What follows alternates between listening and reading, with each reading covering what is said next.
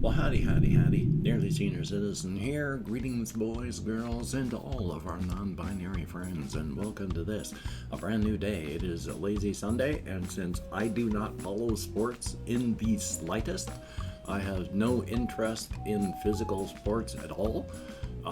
Today is apparently like Super Bowl Sunday, which my whole feeling is, yay, go my favorite sports team, score a goal unit, I don't care. But I understand that others do, but for a lot of people, this is just going to be game day, so, yay, life is life. It still is just another day for me. It's Sunday, it's very foggy outside. It was halfway clear when I went walkies last night. My nose is so itchy, my sincere apologies. Always happens the moment I turn on my webcam. But it was, it was mostly clear last night, but then it started getting foggier and cloudier. So when I got back, it was, nah. Anyway, though, YouTube algorithms thumbs up for what's about to occur. Hey, if you could toss me a like, that'd be very cool. Appreciate all the positive validation I get. If you could subscribe to the channel, that would be very cool. Definitely thumbs up. If you could leave me a comment, feed the algorithms. I enjoy reading them. I thumbs up each one I do read, and I read them all. I answer as many as my executive dysfunction will allow. And I would like to thank each and every one of my Patreon patrons. These beautiful and awesome people literally help to keep me alive, to keep my pets alive, and that's good. I appreciate that to no end. I like metabolizing. I know my pets enjoy metabolizing. I cannot remember how long I'm supposed to leave my hands in the air and my wrists hurt, so yay. But thank you, each and every one of those beautiful people. Thumbs up for that. Yay, YouTube algorithm front loading the videos over. It was nice last night. It's nice this morning. I like fog. It's not cold, but it's not warm. I mean, here I am, I'm wearing this, but yay. So it's gonna be a day, it's gonna be a slow day. Yesterday I didn't do a whole ton of stuff, joy on that. I did a lot of talking with my housemate, watching videos, and such like that. He's still playing Dying Light with the following DLC, and it's, oh my god. I mean, Dead Island is hard. I'm playing Dead Island now, but doing a whole lot better. But the Hokey smokes, especially where he is, they aren't just big zombies. Most of them are the big boss heavy types now. It's rare when you come across something that's not. It's, But I'm doing a lot better actually in the game. I've been throwing my weapons like crazy when I have to. I'm always losing some, but you always find more. So even if you do lose a weapon, it's the best way to treat it is, even though it's not Dying Light, is treat it like they do in Dying Light. When you have a weapon in Dying Light, it's not going to last long. You cannot repair some weapons, and some weapons, the weapons that you can repair only have a certain number of repairs, and then they're just gone. So you got to move on to another weapon. So that's a better attitude to have, even in Dying Light. If you lose a weapon, don't worry about it. As long as you've got a couple to use, you're always going to be able to pick up more, repair them, upgrade them. You'll be back up and running in no time. Losing a weapon is not an issue. Which is good, because even though I do better, I still get wiped out. There's one type of zombie that they're big, they're bulky, and they run at you, they're tanks. If you can juke past them and you throw stuff, they're toast. I mean, now the big part is I gotta find a thing to get around so it can run past me so I can get back behind it, and then boom, it's down. If you're not lucky, of course, you're still throwing 3, 4, or 5 things into it, and if there's a bunch of others around, you're gonna be having stuff everywhere. But it's cool, and it's good. I'm still doing quite well in that game. I'm 39% through the main story, and I've been banging out every single non-repeatable side quest. One of the issues and big differences between Dead Island and Dying Light is they have repeating quests in both, but the repeating quests in Dead Island are stupid. Like, I'm really thirsty, can you bring me some water? I'm really thirsty, can you bring me champagne? I'm really hungry, can you bring me some food? Yeah, so I don't even bother. But the repeating quests and Dying Light are much more interesting. Thumbs up for that. And of course, I still went walkies. It was late doing walkies last night. My walkies are late. But even at that, once it starts getting more and closer to summer again, it's going to be close to 10 before it gets dark. So I'll be doing walkies in the light, even if I go out at 8 o'clock. Yay! Thumbs up for that. Now, on to other things, because I want to continue talking about creative processes versus my actual setting and what I've got going with it, because one of the things I want to talk about ties with this whole thing of what I want to do with this big project that I've got, and it's a whole bunch of other things, because I've talked before about how there appears to be two major genres that you can have in fiction. And of course, like anything, there's more than just those two. But for my purposes, you can broadly put all of media into two sides. One is you are overcoming challenges, and the others you are accepting inevitabilities. So if you take and divide up fiction that way, because you can see it, it's you're either trying to win somehow or just survive somehow. The movies for me that are a problem when it comes to this sort of thing are usually horror movies where they present the entire thing as you're overcoming challenges, and then the end, the zinger, is all that trouble that you went through was worth absolutely nothing because one thing survived and it's all going to happen again, only you're not there, so the world ends, ha ha ha. That I hate. If you're going to present it as an accepting inevitabilities, present it as that. If it's going to be an overcoming challenges, present it as that. If you present it as overcoming challenges and then bait and switch at the very end, well, yeah, of course people are going to be pissed. You're not following the internal rules of your story. But I have realized today, so often to make my stories be overcoming challenges stories. But they're not the kind of stories that I've wanted to tell. The kind of stories that I tell are more accepting inevitabilities. Now, overcoming challenges and accepting inevitabilities can overlap because sheer survival is overcoming a challenge. So if you're accepting inevitability and you're still alive, you have also overcome a challenge, just the fact that you're alive at the end of it, even though you've got to accept that there are changes and alterations to your life. So my story and such, my project with the whole inside-outside razor's edge thing, is a whole bunch from the very beginning to the end of just accepting inevitabilities. Because especially on the inside and the razor's edge, reality being an untamable, unending frontier, there's no way you can tame the place entirely. You can't make it all safe.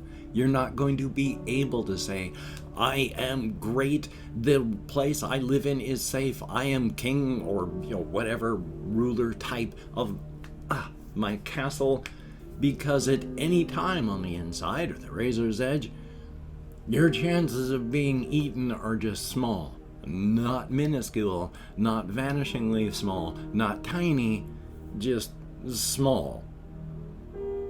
So you're never really safe. So you can overcome a challenge to survive for a day. That doesn't mean you're going to survive the next day. A lot of life is accepting the inevitabilities and not overcoming challenges. But again, if you've survived, you've overcome a challenge, so you've got to overcome the challenging story. A lot of it is like that. That is why people are adapting. I mean, Iron John is accepting the inevitability of what has happened. On the cryptid side, James Bakir, with all of his stuff he's going through with his identity, is accepting the inevitable. The ghost cryptid type is having to accept the inevitable. I'd already mentioned Iron John, but Stovepipe Johnny is accepting it's all about that. You overcome challenges by survival day by day, but it's all accepting the inevitable, that things are happening, you have to change to it, and adapt, and survive, And if you've done that, you've won. And so even though it may seem bleak that way, remember you've overcome challenges just by surviving. And one of the big points at the end of the book is one of the people who's helping to rebuild the entire Apple Rock city is just saying, yeah, all you can do is just live. Live your life. All you can do is live. And so you do. You live. You survive. You adapt. You accept the inevitabilities, and you overcome by just surviving. Now back to, as well, with the accepting inevitabilities part, as well as the sheriff of Tonasket Valley, because everybody has a story like this at one point in their life. I've mentioned how there's Stovepipe Johnny, 20 years old, he's in from the outside, and when he's in the Crimson Kingdom as a youngster, his friend of a year gets eaten. Everybody has a story at some point in their life like that. And either you're going to have a story, or you're going to be the subject of someone else's story, because everybody at some point has a story about how they almost got eaten, but the person they were with did. And in this particular point, it's even though the sheriff is going off on an adventure in the very beginning of the whole thing, part of their character is when they were younger, they were going to the university at Apple Rock. And it was at the point working to become, well, it was on the cusp of becoming more than a community college, but it wasn't quite a university. And so he and a roommate were there. He was learning to do things. He was expanding his mind. And one night, just happened to be having to go to the bathroom, was carrying his mace with him, heard these wet sounds from the roommate's bedroom. And they weren't happy, friendly wet sounds. Opened up the door, and yeah, there was something in there that was eating his roommate. So shut the door, call the authorities, and go from there. Because no matter if you live in a stable area, because intelligence, with the quantum knotting and the field that generates out of the quantum knotting of intelligence, which has a stabilizing effect on the fluid geography of the inside and the razor's edge, as I try to remember that, yes, even though there is that stabilizing effect, even though you may not get lost while you're traveling because it's a stable layer, even though you may not use the glamours, other layers do. And you may have a critter on another layer whose just base desire is, I'm looking for a bunch of cheap stuff to eat. And their desire leads them right into the middle of, well, Apple Rock or Crimson Kingdom. And so they do. They eat and they leave. Leaving behind a bit of terror and blood shed and loss of life in their wake. Your odds of being eaten are never zero. They're just small. Now, one of the things, though, that I want to incorporate is the sheriff and an EMT. They have to head out on a night, one of those 3 nights of a full moon, because there's a hiker out in the Gaza trails that went and got hurt and is calling for help. Now, if you just keep your eyes down, don't look at the moon, you should be fine if you go out to give people help. And hikers, if they're out and they don't look at the moon, they should be fine.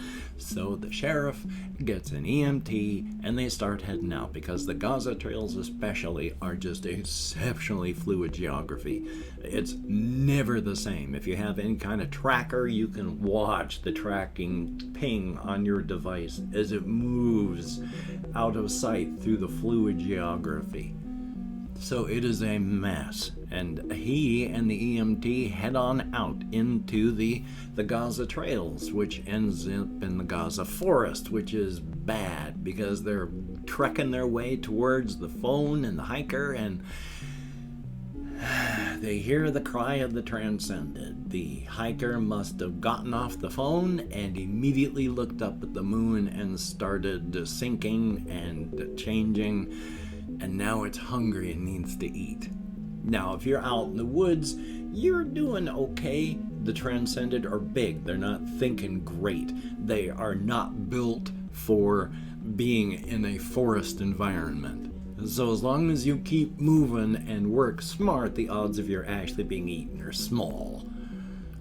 So they're having to travel away from that. I do have more that's the story of that, and I will talk about that tomorrow. But for right now, I've opened up 24 hours worth of comments, my community tab, and I'm going to go through and thank however many people have left me comments. It's never much anymore, but anything more than 0 is awesome. So thank you. Let me call my Chrome here. Now, if I mispronounce a username, no disrespect is intended. With all my stuff going up here, and I ate donuts, so I know I shouldn't eat donuts because of the gluten, but I went and did it anyway because they taste so good.